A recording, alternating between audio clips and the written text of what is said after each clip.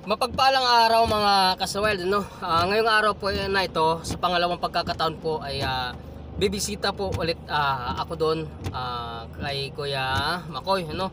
Yung nakaraan po na binisita namin na nagkaroon ng karamdaman na ospital po siya. Nung lumabas po siya sa ospital, pinuntahan namin ng aking grupo. Ako na lang yung pupunta doon.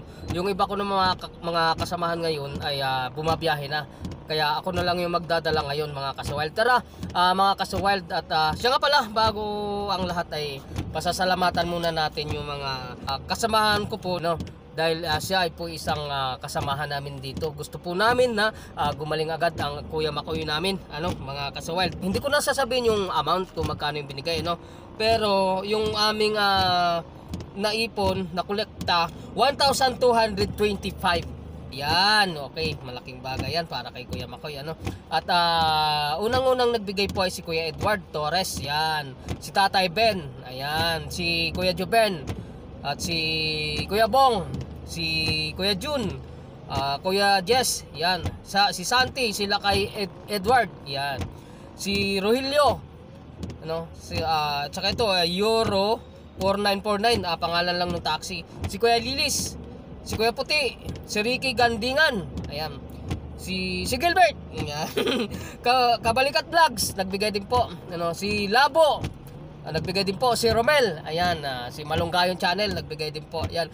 Mga kaswild, maraming salamat sa inyo. Maraming salamat sa grupo ko dito, sa team ko dito sa Don Antonio, dahil kami po ay nagkakaisa na tulungan yung mga kasamahan namin na nagkakaroon ng problema, lalong na kung nagkakaroon ng karamdaman, no? At amin pong binibisita para magkaroon po siya ng lakas or fighting spirit, no? Para gumaling agad.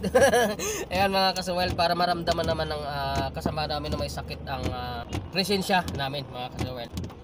Sige po, ako po ipupunta na doon kina Kuya Makoy. And mga kasawel, nandito na ako kay Kuya Makoy, no? Yung kasama namin na taxi driver, no? Yung kagrupo namin, no? At si Kuya Makoy, magaling na ba? Talaga? Magaling na. Kailan lalabas? Kailan ka lalabas? Mga masada? Sunod na linggo na. Sunod na linggo? And Kuya Makoy, kami meron dito kuan. Siyempre, wala ka pang biyahe.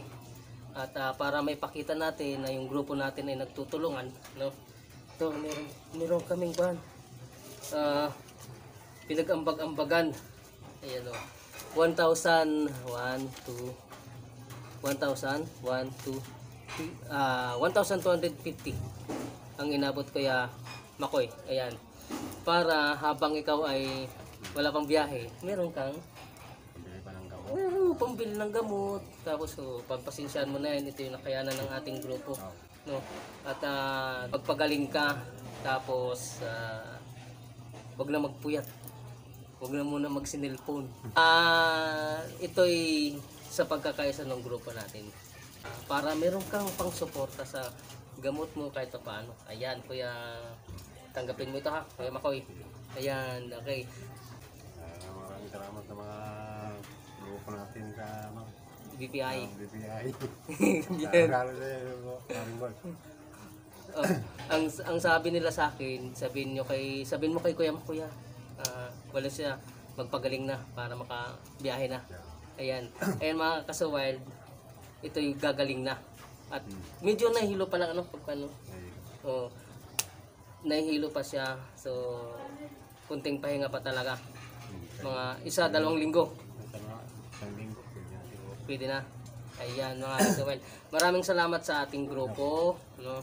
At sana tuloy-tuloy yung ating tulungan, no? Ipakita natin na tayong grupo ng taxi driver ay hindi grupo para doon sa inuman. Grupo tayo na para doon sa tulungan. Ayan mga kaswild, bye-bye. Ayan mga kaswild, ito yung tropa ng mga tumulong kay Kuya Makoy. Ito si Bong. Ito si Kuya Nestor. Ito si Lakay. Rogelio. Ito si Ricky. Ricky.